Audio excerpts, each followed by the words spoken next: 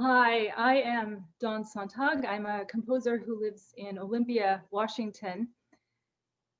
I am, I actually moved here about 2 years ago. I was living in Hiram, Ohio, where I was teaching at Hiram College when I participated in the Composing in the Wilderness program. And the collaboration with the artists happened in my third time with Composing in the Wilderness. I had gone to that program twice before that, and I have always loved the wilderness and hiking, and I've always loved visual arts. So this was a wonderful opportunity.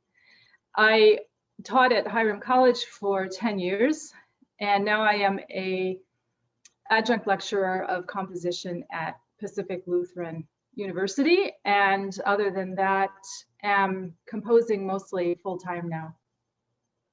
Hi, my name is Charlotte Bird. I live in San Diego, California, and my work is primarily textile-based, both art quilts and sculptural work. I'm a hopelessly visual person. I think in pictures. So most of my work comes out of that sort of thing, what's going on in my head. Tattler Creek is one of my favorite places in Denali National Park. It's accessible with some work. It's a fairly steep hike up, and it's both intimate and vast. Dawn's Tattler Creek composition was perhaps the easiest for me to respond to of the three that I worked on. I immediately saw the creek, high summer, warm weather, low water flow so that the sounds are kind of mellow and sometimes tinkly. I saw myself laying in the tundra grass at the top of the creek, watching a herd of sheep grazing, clouds drifting by on the breeze, a pika gathering grass, a bumblebee, and the wonderful varied rocks of the creek bed. Everything was moving and yet standing still. And the dinosaur tracks that are kind of hard to find were a reminder that it's been going on for millennia. The title of my piece, If I Could Be Just One Place, pretty much said it all. Hi, I'm Ree Nancarrow. I'm currently living in Fairbanks, Alaska, although I spent 50 some years living just east of Denali National Park. So my connection with that area has been long-standing.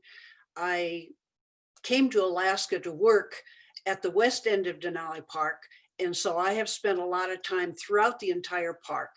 And the Tattler Creek area is also one of my favorite places in this world. It was very easy for me to respond to Dawn's composition because it brought such wonderful memories of being in that particular place. Hence the name of my piece is Memories. And it's been very fun to be part of this program. Every year when I participated in Composing in the Wilderness, we did the hike up Tattler Creek. And I had loved it the first time, and so I looked forward to it the second two times.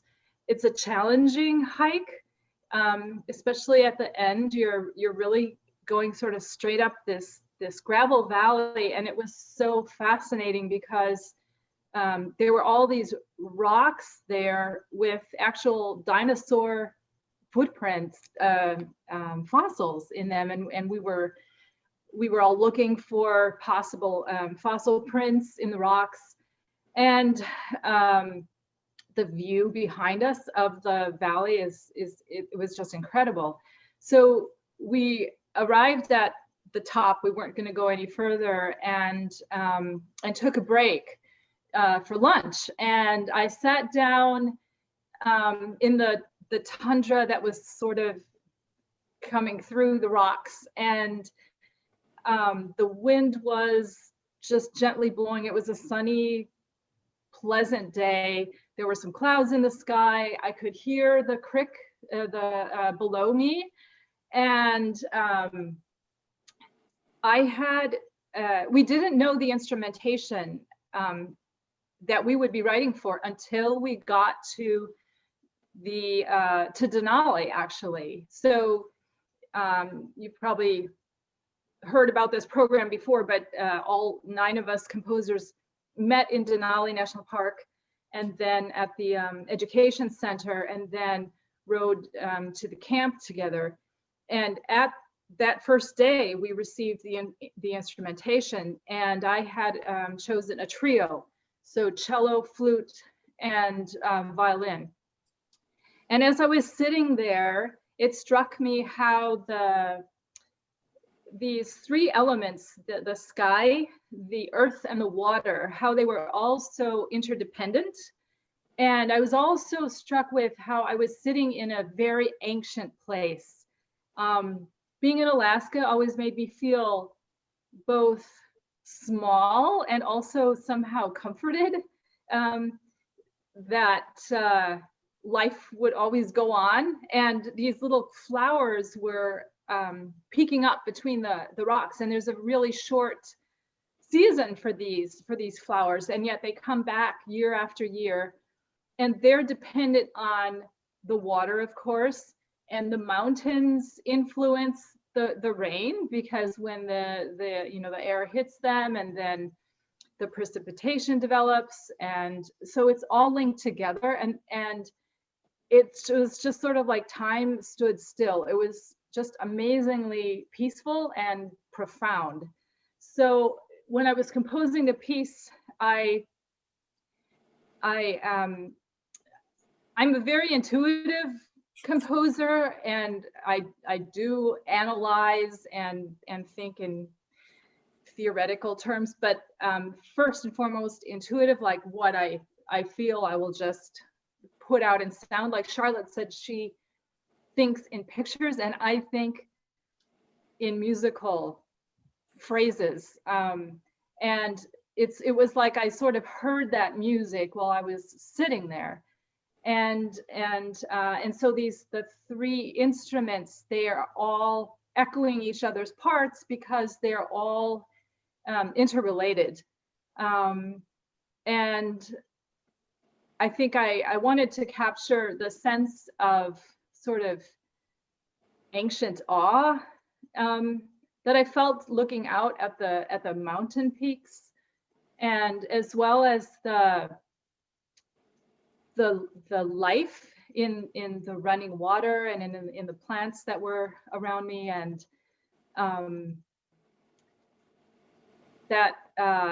so when I think of that piece, it does immediately bring that moment back to me of sitting there. And I was really struck about how the colors in both Ree's and Charlotte's pieces were similar. And I'm not, I don't have synesthesia, so I don't necessarily immediately associate a sound with a color the way some composers do, but I am actually very visual, and I do think about colors. And it was just amazing to me that when I saw their works, I immediately thought, oh yeah, that fits. So and it's interesting to me also to that each of them in ways seemed to capture what I was feeling, the layers and the connectedness, and also the tranquility. Yeah, your music completely, what am I looking for? It spoke to me. The 2 or 3 times that I've been up Tattler Creek, 2 of the times were very like what you saw and heard, and one was in a downpour. So the difference between what I saw and heard when the water was rushing and just tumbling down, overwhelming the rocks and the creek bed, and your music, and the day that was, my day was pretty much like your day. It was really fun to work on. I responded to the music, as I listened to it and thought about images, since I knew where it had been composed, I thought about images that were familiar in that area, and the ascending and descending notes to me reminded me of the landscape and the top of mountains and so on. And at the base of my piece, the deep tones of the cello I've represented by a stream. And as a fiber artist, my palette is fabric. So I put fabric up on the walls to kind of set the tone. Fabric that I'd previously dyed and painted. I make all my own fabric. And I kind of set the scene, but I ended up having to specifically make fabrics for this piece because I didn't have just exactly what I needed to express what I was feeling as I listened to Dawn's music. I listened to it many times over and kind of refined what I was doing as I went along.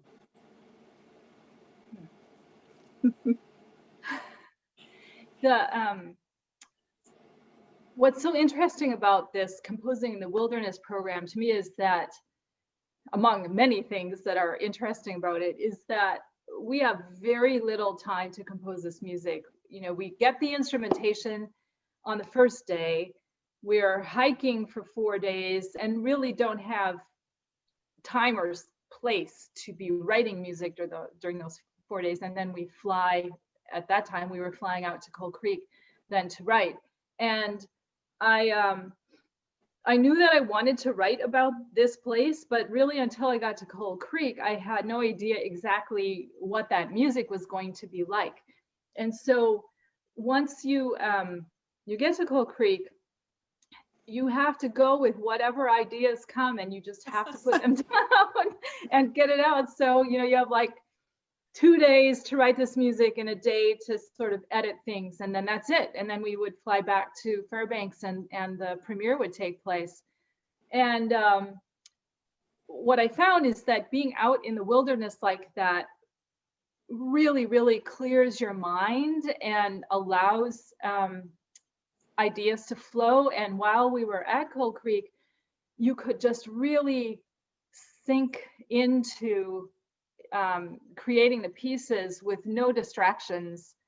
And I was able to compose much more freely in those few days than I am normally with, you know, normal life, modern life distractions. So it was a luxury, but it's taught me that how valuable that is to get away and to get out into the wilderness. And this project reminds me that I've always been fascinated by both by visual art, but also by the sort of the way that visual artists think. And even though I'm not a visual artist, but I feel sometimes like I'm sculpting when I create my music. Like it's like I have this kind of really general idea, and then I go in and create more and more detail as I go. And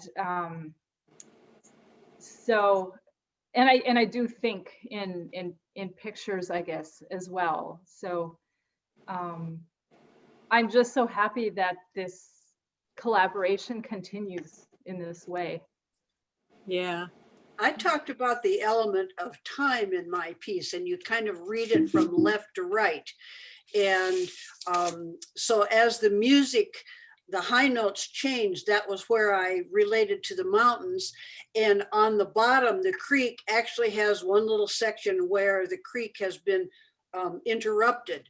And in the composition, the cello has a couple places where the strings are plucked. And so I emphasize that by making that notation in the creek, the flowing of the creek at the base. And the information that she sent talked about the flowers she saw. So the flowers that I have are represented just like just with little tiny French knots, but I chose pink, purple, and yellow because those were the tiny flowers that she saw.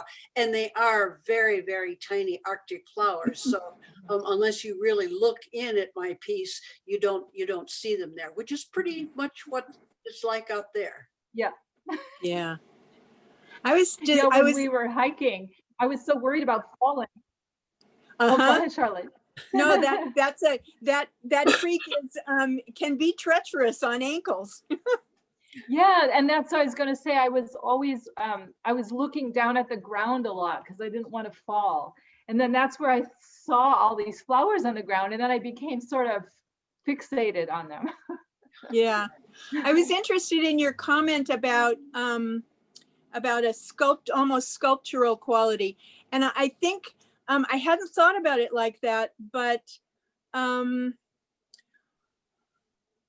makes me think of the sort of three-dimensionality of what I was hearing in your music. I wasn't thinking of it necessarily in a time passing kind of way, but the depth of what I was seeing and hearing from the sky and those wonderful clouds passing by to those tiny plants. My work focused on the rocks because I love rocks, and the little tiny ferns that just kind of pop out of between the rocks. I think we all saw the same kinds of stuff. We just emphasized different things. This is my first experience really trying to do much with music. I listen to music, but I don't have a real depth of experience.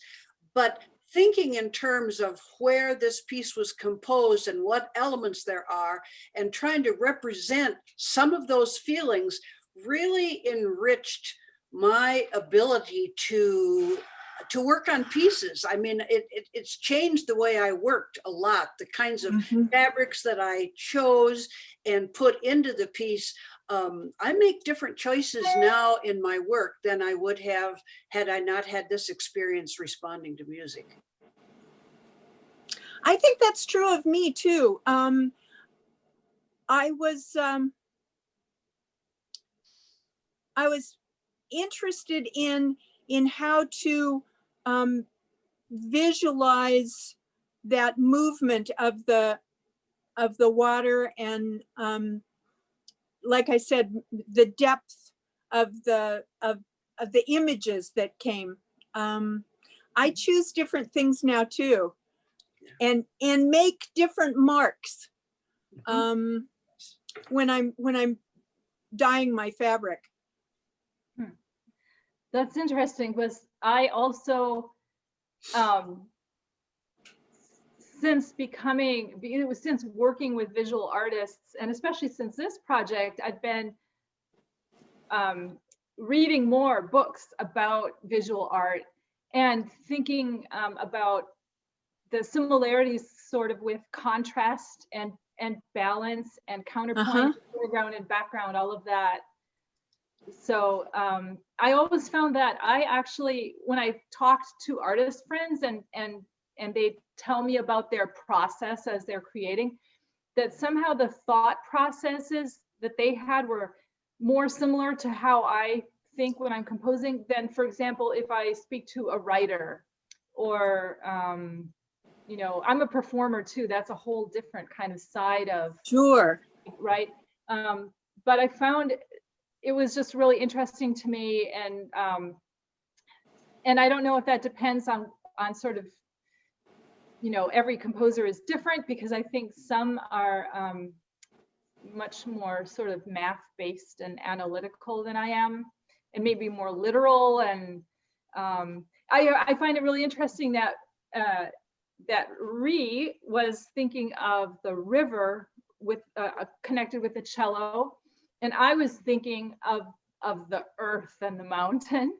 And that, because sometimes I'll write something and then someone will say, wow, I could really see this, you know, this particular image in your work. And it wasn't what I was actually seeing myself. But then I hear that and I think, wow, you know, yeah, I could see that way as well. Yeah, I just have enjoyed this so much, and I'm so grateful to everyone who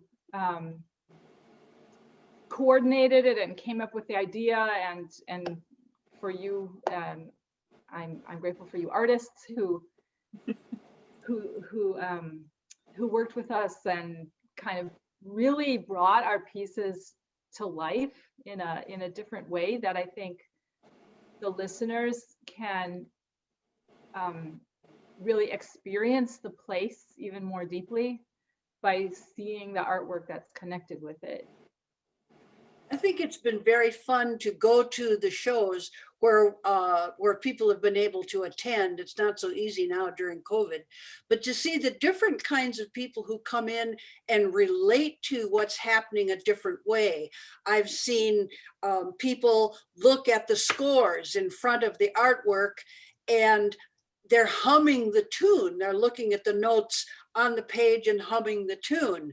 And I mean, that's not something I could even consider doing, but a lot of people during those shows would come up and talk about how they related to different aspects, being able to listen to the music while they're looking at the piece. There were a lot of special things that happened in this art show, I think, with the collaboration of so many of us.